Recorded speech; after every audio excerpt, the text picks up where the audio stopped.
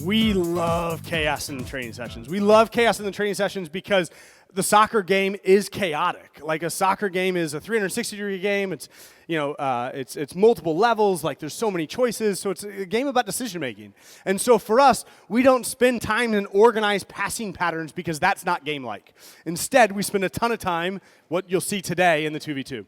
And so the 2v2s are going to look a bit chaotic, but it's our way of getting kids to work together with a teammate to beat the defender behind them. So with that said, let me tell you the story of how we came up with 2v2s. So for us as a club, if you were in here last hour, I talked about Anson Dorrance for a little bit.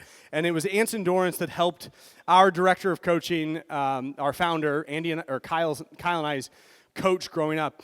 Anson helped Andy identify that the best teams are made up of deceptive dribblers and goal scorers. And he did that when they were working together on a U19 national camp.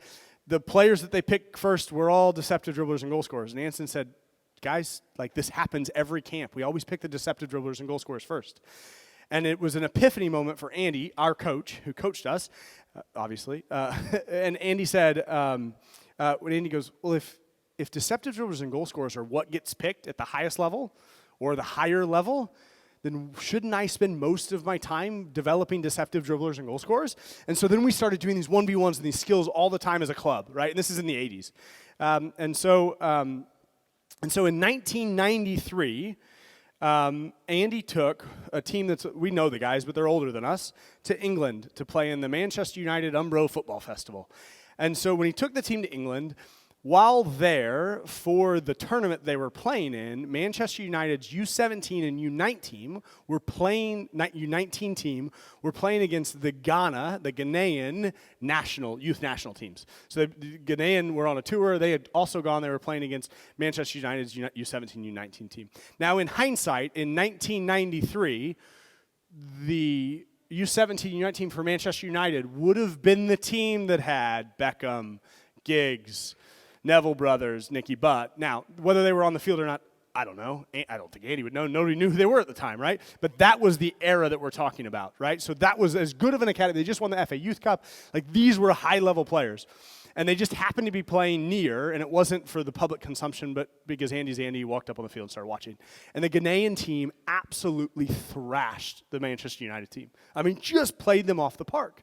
And Andy, being the type of person that he is, after the game, he wandered up to the Ghanaian coaches and said, hey, that was amazing. I'd love to watch you train. Are you training anymore while you're here? And they said, yeah, we have training tomorrow. Why don't you come watch?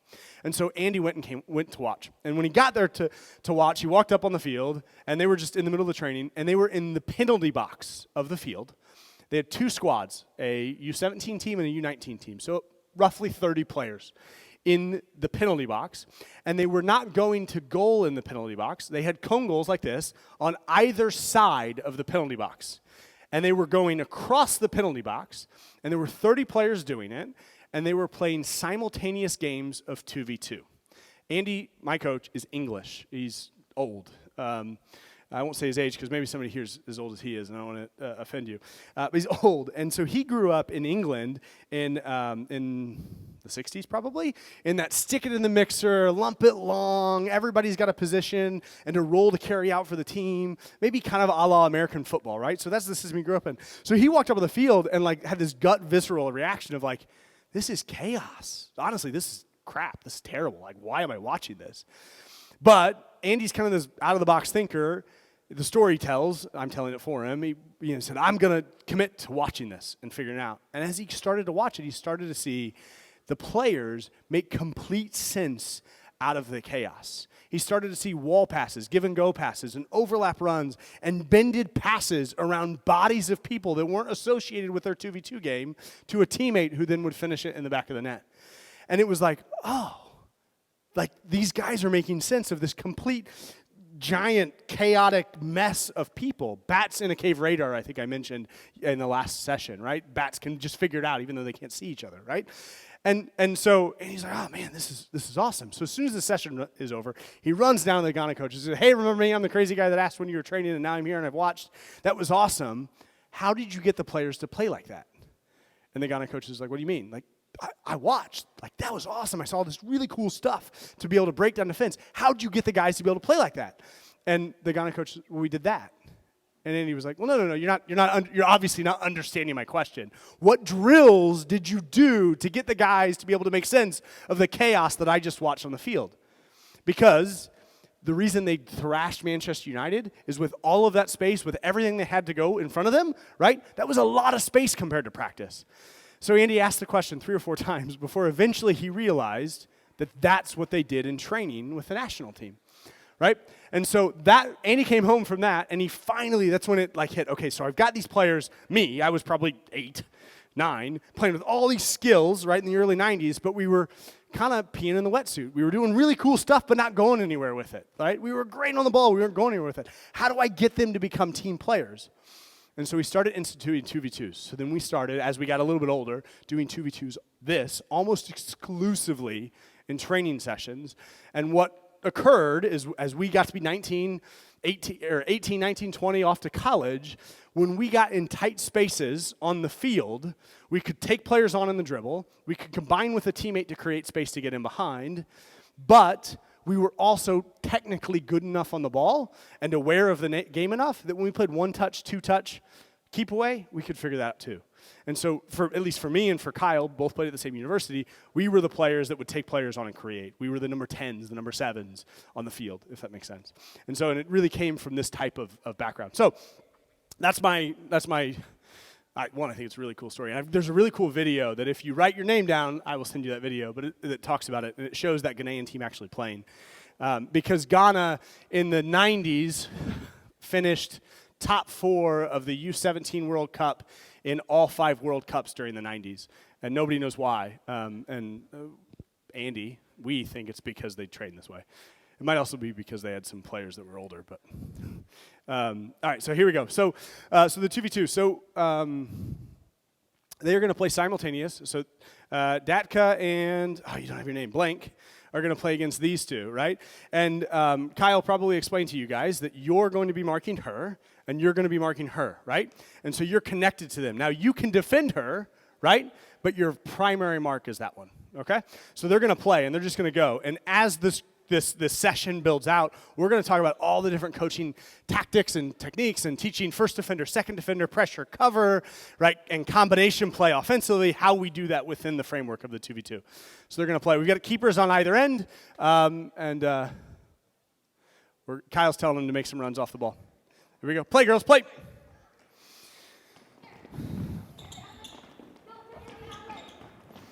You also notice they're all wearing white, right?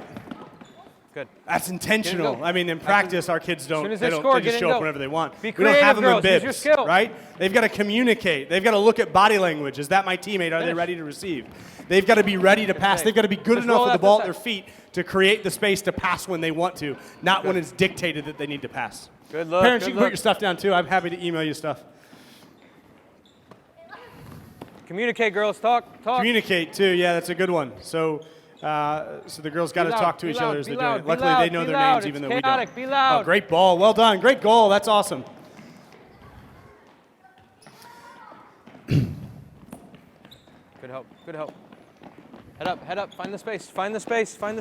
So I would have said this in the last session as well. One reason we love doing this is it's fun. Like girls genuinely, and no matter what age, what level, they'd be having fun during the session because they're playing. Where's right? the skill, This girls? is, of all the things we do, this is the most fun thing we do. Because you got a teammate, you got a buddy, you got a friend you're working creative, with girls. to break down the defense. Now let's talk about scorekeeping for a second, if you guys don't mind. So, if you write your name down, I'll send you more so you can understand exactly how we scorekeep. Let me explain it. We scorekeep everything. Excellent, girls. That's a in great 1v1s goal. Well when they're younger, we don't. So if you're in the last session, and I talked about scorekeeping, in the younger ages, we don't really keep score. We don't do 2v2s in the younger ages, so we do keep score in 2v2s all. Let's keep it with skill. And it's an individual score. Can you take her on? Can we so take her if on? I score, I get a point. Excellent. If I give an assist, I get a point. Head up. So if I score and get an assist, I'm +2.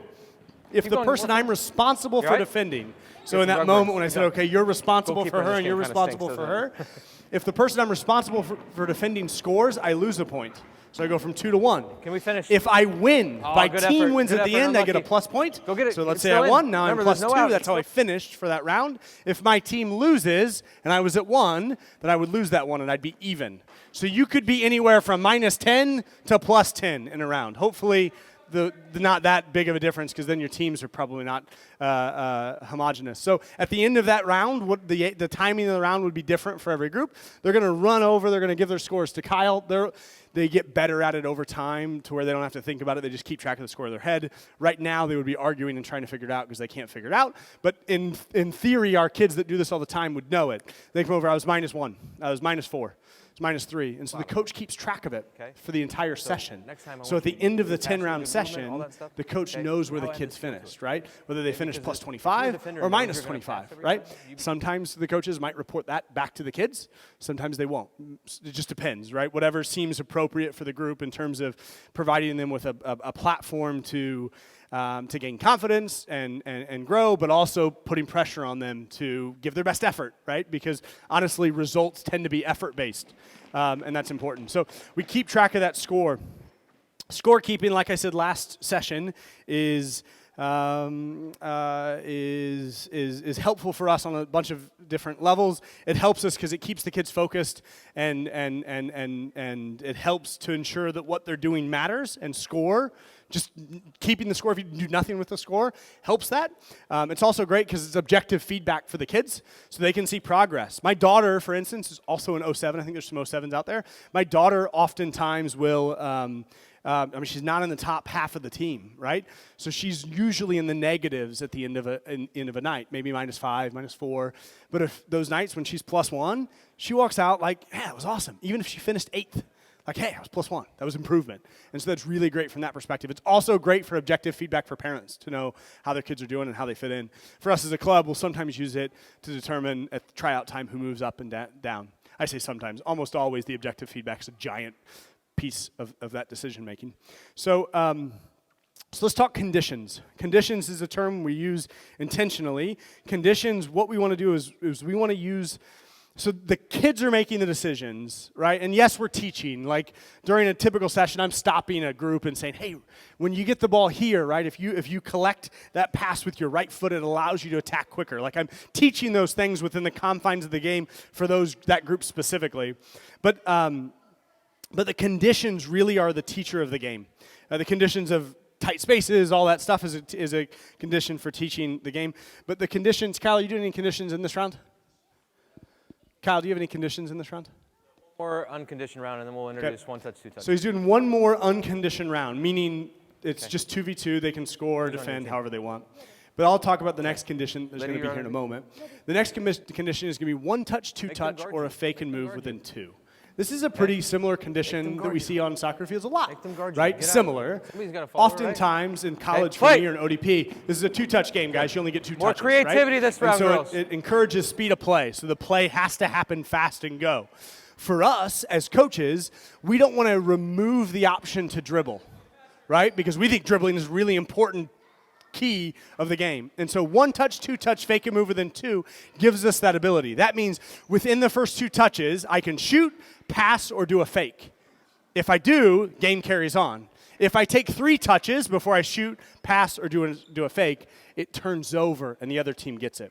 And so for me, it encourages great speed of play. As the ball comes to me, I take a touch, fake shot, and then I've got unlimited touches I can dribble from there, right? Or I take a touch and then bury it in the back of the net. Does that make sense? Cool. So that's the condition they're going to move into the next round so that you'll see it. I had a question about injuries earlier. Does anybody see all this chaos and think, oh, that kids might get hurt? Yeah, soccer is a game of injuries, right? I mean, kids have to be able to figure it out. In our experience, and again, we've been doing this for 30 years, and we're still in business, so nobody's sued us out of business.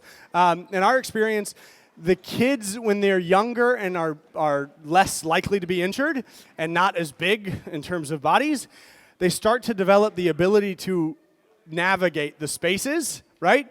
And then as they get older and they're more likely to be able to be hurt, right?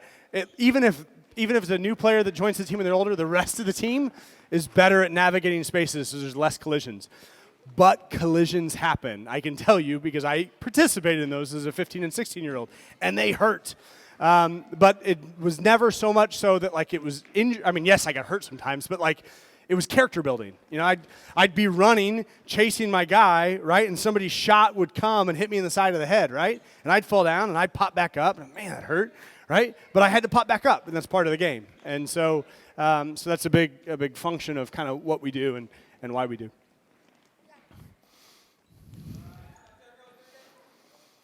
So we're going to go right into one touch, two touch. One touch, two touch, Yep. fake move. We're going to do that. Quickly. And so I'm going to talk about the tactical principles, right? Because soccer is a game, it's not 1v1, right? It's 11v11. So you got to understand tactics. And so for us as a club, you know, the idea of switching play and attack because this side's clogged down and we want to switch and play to the other side of the field. We do that. Like, we talk about that stuff. We still work on practice, right? We're trying to be as efficient as possible. And so in order to really work through that concept, right? You know, in 2v2s or 1v1s, we'll talk about, like, you're playing somebody and you've got here, and there's just a ton of bodies here. Where is there space on the field? There. Awesome. Let's hit a Maradona turn and take it to the far side of the field and attack from that perspective. So that's the beginning stages of them understanding and switching the field. But then as they hit 14, 15, 16, that's when I'm in the game, you know, saying, guys, when it's really tight there and you're the left back, hit an L turn, right? Play it to your center back who can play us the ball out to the other side, right? And actually switch the field of play. And so that's when we teach that stuff. Admittedly, do our kids in our club pick that up as quick as a team that practices it all the time?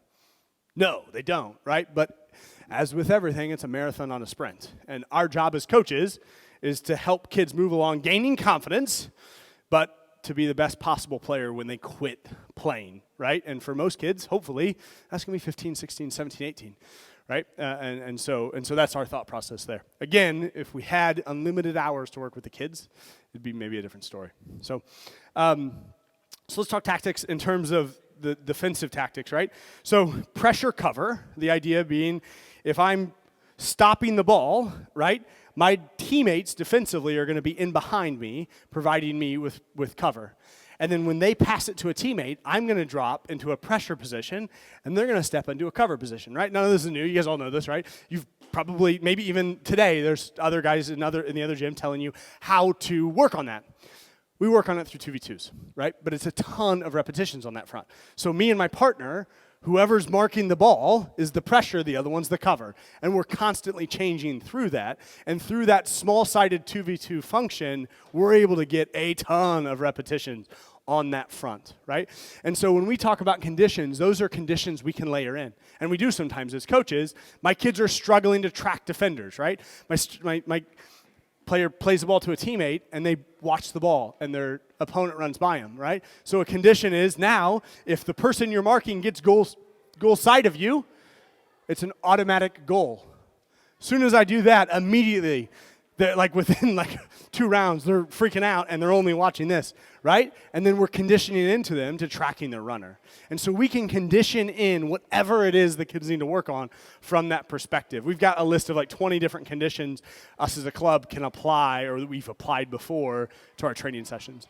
And so, but 2v2s are great from that perspective. Again, at whatever level you're doing and you're working on this 2v2 structure, you can take this and work through it. So 1 touch, 2 touch, fake a move within 2. I don't know if this group's coach is here, but awesome job in teaching them all those scissors and step overs and L turns and V turns. Yes, let's give them a hand, right? Because the girls know it. So they're going to be able to play this 1 touch, 2 touch, fake a move within 2 now, right? But it's going to challenge them. It's going to make them work kind of hard, and their speed of play is going to have to be pretty good, right? You can't take 3 touches, can you? But if you do a fake first, then you can take 3 touches. So, ready? Play.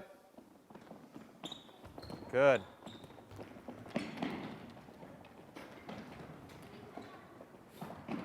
Talk some about decision making because they look to pass first. This group does. Yeah. Even over shooting like one-on-ones with the keeper. Very unselfish. So, so let's talk about decision making, right? So, okay, too many touches. Too many touches. As a Took 2. Turn it over. As a coach, at the high level, touches, right? Let's say I'm a touches. university Hold on. coach, and I've got a group, And many. you know, Okay, give it my to the other front team. six, Girls, give it to right? the other My team. forwards and Give it my to the other team. high If the team midfielders touches, that we are lose it. playing, the group that's most likely to be able to score, create to score. The first thing I want those guys to do when they're in the attacking third is to do what? The first choice, if it's on, I want them to shoot, right? Right, I want them to shoot, right? So we train into our kids that the decision making is in the attacking third. As soon as you get the ball, if there is a shot, a good shot, I want you to take it.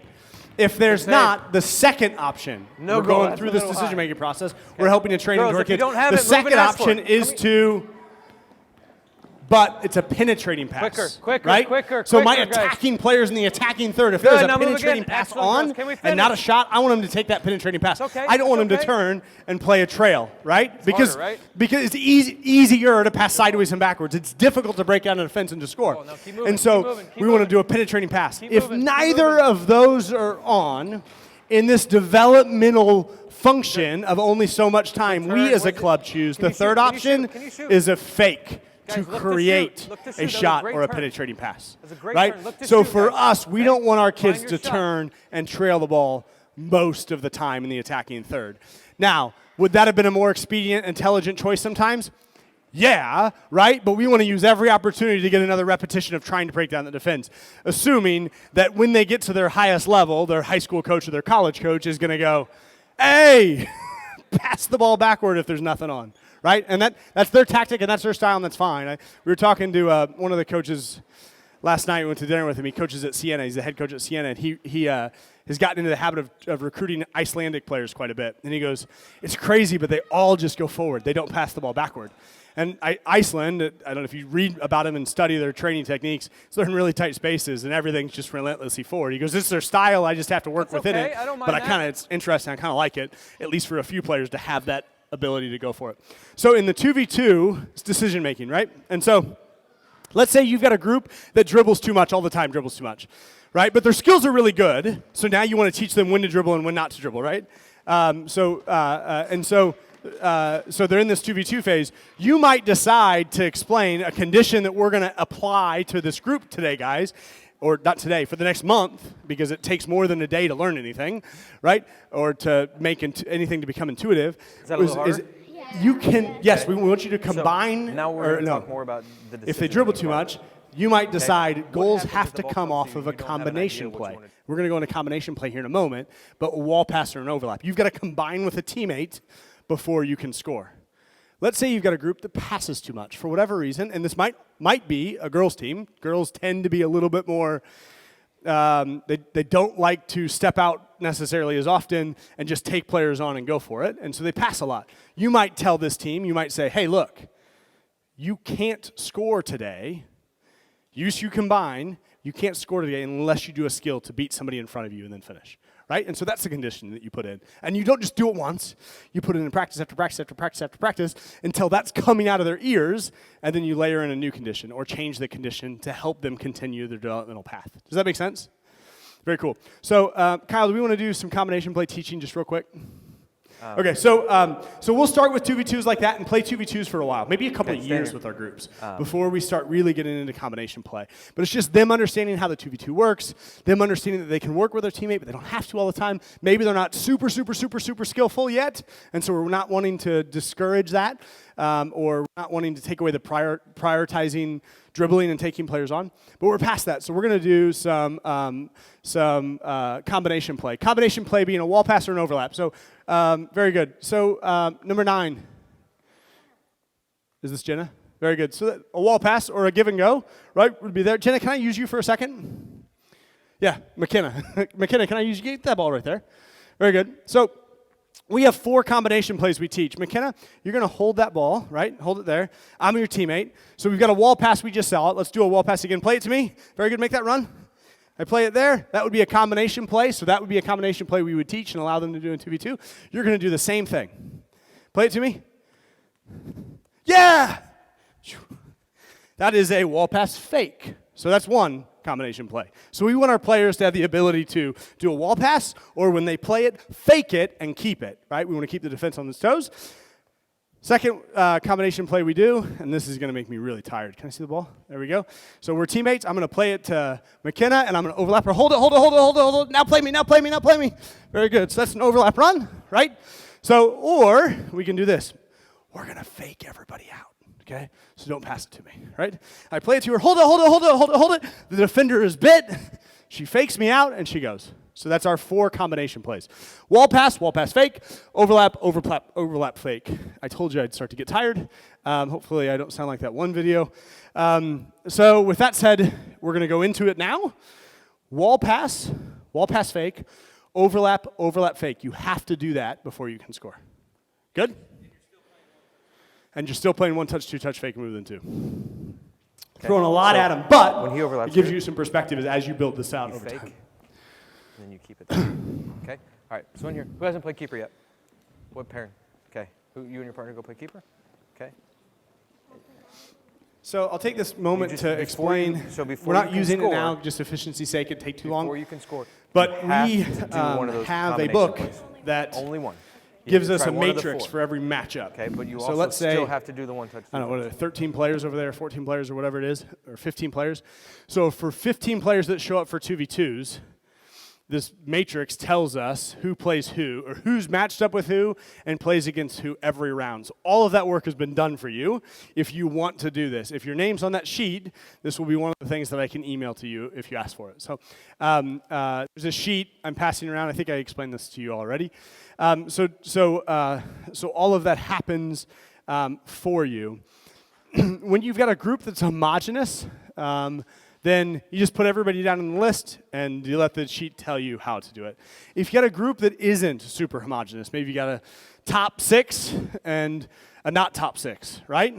Then you wouldn't tell the kids that they're in which specific groups, but you would create their matchups specific to those groups because developmentally, you want half success and half failure. That's the best ratio for kids to improve at the fastest rate. So as close as you can get to that as possible. Right. But if you've had a group for 6 years, then they're probably about overlap. Get pretty around her. homogeneous. Good girls, excellent, right off the bat. Perfect.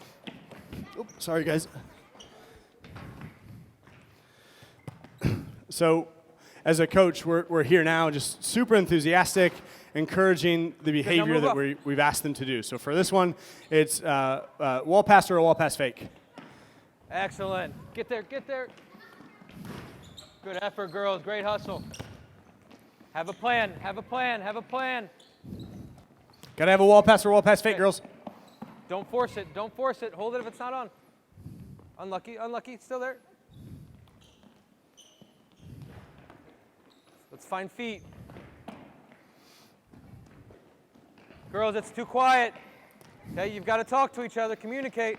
You okay? Where'd you get hit? The nose? With the ball or with an elbow? So from a coaching perspective, right? So, great wall pass. So stop, freeze, right? I just saw one that I loved. I would know your guys' names, but it was 10 and maybe 27, right? That wall pass that you guys just played out was really well, right? So I would look for a moment to stop and make a point, right? That was fantastic, right? So you defensively could have tracked, or whoever it was could have tracked 27 a little bit quicker, but this would be an opportunity for me to say, that was awesome, but girls, and I'd point it out to everybody, come around, let's look through that wall pass fake that you could have played, right? Now I'm talking about space on the field, switching fields, all of those big field stuff that the girls need to know, right? So you were here, the ball came here, let's assume all of you guys are over there, the space is really tight there, she made that run, everybody thought you were going to do it, look over your shoulder, what's there? That would have been a great time for you to go, yeah, turn and keep it, right? And attack down this side. And so, guys, look for those wall pass fakes as we carry out the rest of this round. Let's hop back to it. We'll go 30 more seconds. Does that make sense, guys?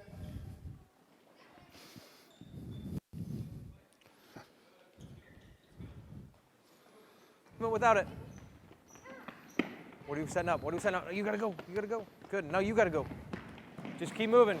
Talk. Be loud.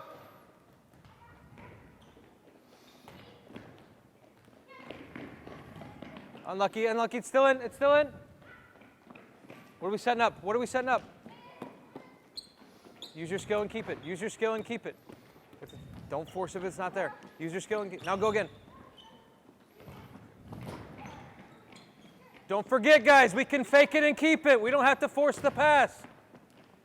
What are we setting up? What are we setting up? You got to be moving. Got to be moving. Good skill. Good skill. Don't dive in. Don't dive in. Don't panic, okay? Hold it with skill until you hear the voice. So for Good. 10 seconds, guys. For you guys as coaches, like let's say, again, you all know your teams better than I do, but let's say you're in a place where you've got a group like this, right? Actually, really quick drink. They're a good group. They move the ball well, and you want them, and you maybe feel like this spring's coming up, and you just feel like they could be more aggressive with the ball at their feet, right? Maybe they're too quick to move the ball around, and maybe they pass sideways and backwards more than you'd like, right, or whatever it might be. You're like, you know what? I'm going to commit this spring to giving them a ton of repetitions in decision making and encourage them to attack more, right? And so you could literally spend your spring where Tuesdays and Thursdays when you're in your session, you did this, right? And then in the games on the weekends, you coached as you always do, but encouraging them to attack, go for it, right? Yes, we can go backwards sometimes, but let's go forward more, right? Let's see if we can break them down. What you would find over the period of 3 months, the progress that they would make in their ability to make decisions and create and go for it would really be, off the charts might be a giant statement, but it'd be significant. You would notice and be like, man, this is awesome. But what you would definitely comment as off the charts would be their self-belief, right? And as coaches, there is nothing that we do that is more important than helping kids to believe in themselves to a greater degree, right? And that's what, honestly, as a parent, that's what makes sports so important for my kid. I think soccer is the best sport, and I could spend an hour convincing you why, right? But sports in general is they give kids a platform to fail and succeed, right? A platform to go for it and try things. A platform to expand their comfort zone. And if we as coaches do a good job of creating an environment that gives them the repetitions to be able to improve, right? But at the same time, right, the enthusiasm to really build that confidence, what we'll see is that self-confidence will start to come out. And as that comes out, it starts to compound itself and roll in a really, really massively positive way so that the kids at the end of the spring versus a year later versus 2 years later versus 3 years later feel like they can do anything, right? And I think that's a big function of that. And when I say anything, I don't mean soccer. I mean anything. They feel like they can go join the basketball team. They don't know basketball, but you know what? I'm pretty good at this stuff, right? And it's on a subconscious level. It's not a conscious decision that's like, oh, I'm good at things, right? But it really does eke into other parts of their life and start to make a big impact. What's the condition here, right, Kyle? Same thing. Same thing. Okay, one touch, two touch, and combination play. One touch, two touch, and combination play. Is there any other ones that we're doing? I think that was it. I don't know that we're going to get to pressure cover defending. Okay. I talked about it a bit, so we're good. Play. So as Kyle just said, I don't know that we're going to get to pressure cover defending. I spoke about it for a moment earlier, but again, we're really passionate about taking it from a skill learning phase to a 1v1 phase to a 2v2 phase. For us as a club in Kansas City has been maybe that's one we fake and keep, for developing and creating players that can play at really high levels. Still in. We can be first. Roughly 60 players that have played professionally over the 30-year existence of the club. Most recently, girls, if you don't have the ball, you should be coming up with a plan. A 15-year-old. They signed him in November to the first team. He's turned 16. I think he turned 16 in January. His name's Tyler Freeman. If you want to follow him, he plays with the US U17 national team. He started playing for us when he was 4. He left us at 12 to go to the academy, and 3 years later, he signed for the first team at Sporting KC. And so his entire development up until he went to Sporting's academy was through us, and he's playing at that level now. And so the 1v1 and the skill building. At 12, he probably got to a little bit of 2v2s, but not much. But trust me, Sporting would have done a ton of passing work in their academy to get him to where he was. And I don't say that to toot our horn. I say it because we're really passionate about this method and this philosophy and this curriculum, and to give it credibility and say it works. Players can play at a really high level when doing that over time. Yeah. So his question is, what's the youngest that they can do the 2v2s? So for us as a club, it's a long-winded answer, but I hope that's okay. So 1v1s can become really monotonous, and so there are kids love it, But if they do it every week for an entire session, sometimes they get bored with it. So as a coach, I might decide, you know what? We had a tournament this weekend. We've gone 2 straight months of 1v1s every time. I'm going to do 2v2s this week. But I'm not going to do it really to teach anything. I'm just going to do it so that they can play in a different way, in a different structure, and kind of introduce the concept to them. And I might do that at 8 or 9 years old, so U9 or U10, but just like once a season, just as an introduction. For me as a coach, I have a group of 2007, so U12 girls. I picked them up when they were U9, I believe, at the age change, so 3 years ago.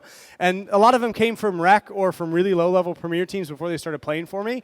And so I went in total skill building stage in 1v1 for 3 years. I'm only now beginning the process of doing any consistent 2v2 for them, and it would be like 1 of every 4 practices right now is what I'm doing with them. But it's because, this is a good thing to say, the dawning of tactical awareness is a term you'll hear sometimes in coaching courses. Kids can start to understand tactics about age 12 or so, right? And so for us as coaches, we've traditionally decided at that time, all right, great, I'm going to start teaching them tactics. What the fallacy in that thought process is for kids at age 12, what are they going to do a ton of between 12 and 15? Does anybody know the answer? It's really simple. Huh? So they're going to do a ton of social media. 100% right. They're going to grow a lot, right? Like they might double in body mass between 12 and 15. And so if we abandon or even like only give a little bit of attention, 20 minutes at the start of every practice, to technique, to footwork, to fakes and moves, all of that new tissue and that new body mass doesn't learn the skill. And so they might keep it by osmosis for a little bit, but at 16, they're no longer doing skills. Right? I've listened and followed it enough, like even in Holland, right, where they do a ton of that at young ages. I don't know if you listen to the World Class Coaching podcast at all, but Tom, who was used to be a Legends coach from Kansas City, who hosts that show, Tom was talking about, he was over there, this is a long time ago, I heard this in the podcast, but he was over there, and he was like, at 9, a ton of skill. At 12, still quite a bit of skill, but they started doing all the tactical stuff in practice. At 16, none of the individual skill that I'd seen before, with the exception of the 2 or 3 players that they decided were going to be a 7 or 11 and were taking players all the time, right? And so why spend all that time doing it at 6, 7, 8, 9, 10, 11, 12 if you're going to abandon it? Then they're going to add on all this extra tissue that doesn't learn the skill as they get older.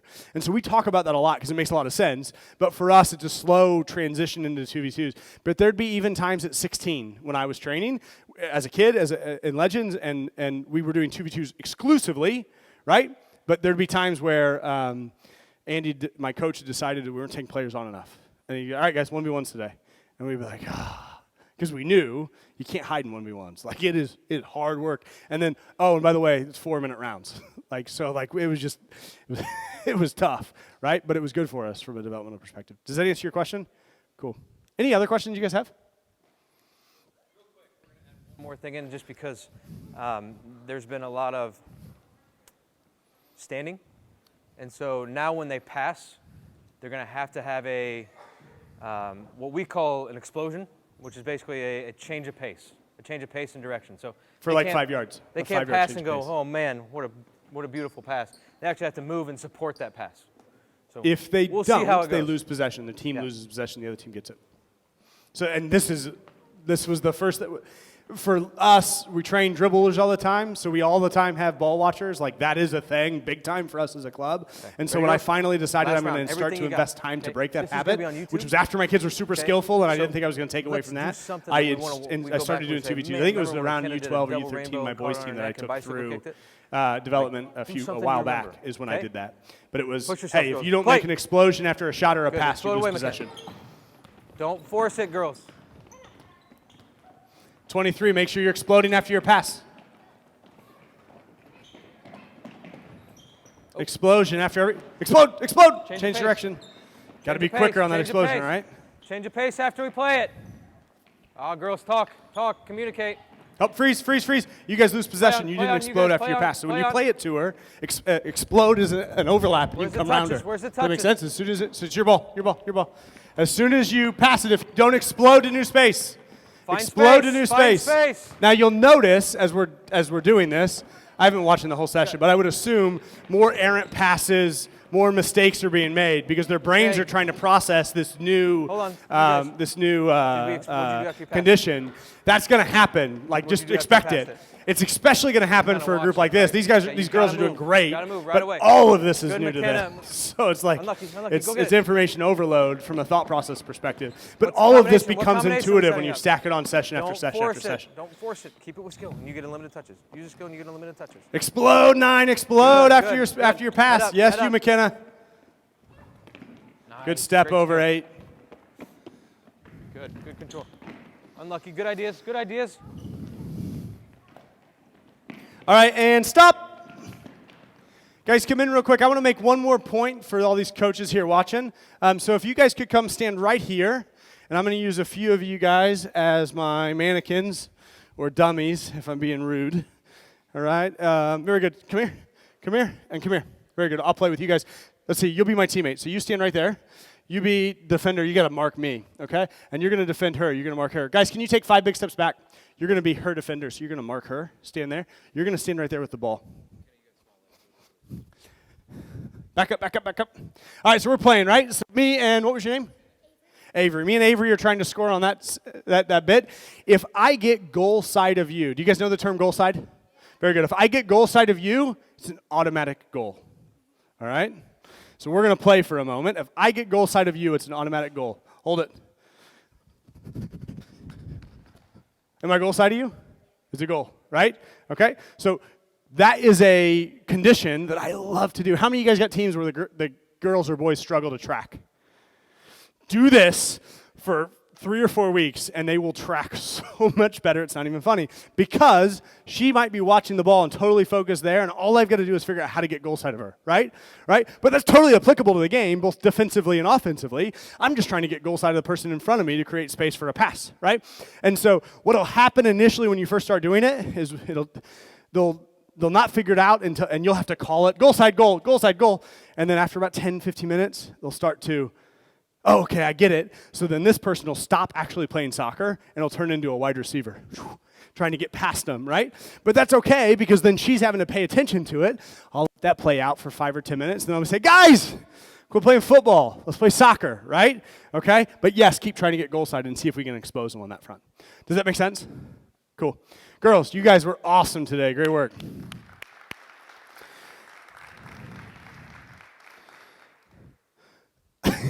He wants to do a cheer at the end of practice. So let me finish with this. So we thank you guys for coming. There's a sheet I've mentioned 37 times. If you would like more information or connect with us in any, then you want to get your name onto the sheet. It's right here. Essentially, us as an organization are really passionate about this style of coaching and giving kids the platform to become more brave and embracing risk and more creative willingness to look at different options and come up with a new solution and not afraid of failure. And so with that in mind, we are happy to support and help you as much as possible. We have a giant library of YouTube videos that have our kids playing, both in practice and games, so you can connect with that. We use it to educate parents, because what we do is really weird and different, especially when we're asking kids to dribble until they lose it, right? And parents are screaming like, pass, right? So we've got to educate parents a ton at the younger age groups. So we use these videos, and so you as a coach could also use these videos as a way to educate parents on that front. But then we also have content in our YouTube channel and privately in our YouTube channel that we would be willing to share with you if you emailed us and asked us for it, which is more teaching us or teaching coaches on how to teach a specific skill or teach something within our structure. And we're building out an online training course that you obviously could have access to at some point. So that's that information there, and I can't thank you enough. The next session we're running now, I guess it's probably not this group, is the last session for us for the day, but it's how do we get kids to use these skills during games, right? We teach them in the practice. How do we get them to do them in games? And it's so we're going to kind of work through that. So thank you, guys.